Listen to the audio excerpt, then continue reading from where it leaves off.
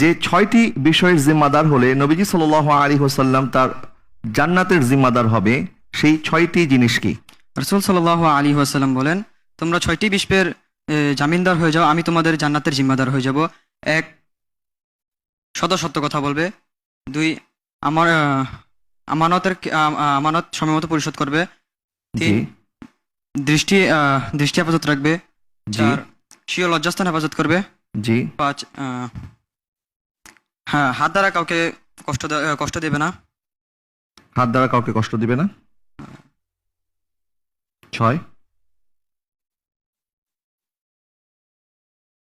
আরেকটা মনে আসতেছে না। আরেকটি মনে আসতেছে না। আপনি 5টি সঠিকভাবে বলেছেন। যখন কথা বলো সত্য বলো, যখন তোমাদের কাছে আমানত রাখা হয় তা পরিশোধ করো, স্বীয় লজ্জাস্থান হেফাজত করো, স্বীয় দৃষ্টি অবনত রাখো, স্বীয় হস্তদ্বয়কে বিরত রাখো, অর্থাৎ হাত দ্বারা কাউকে কষ্ট দেওয়া যাবে না।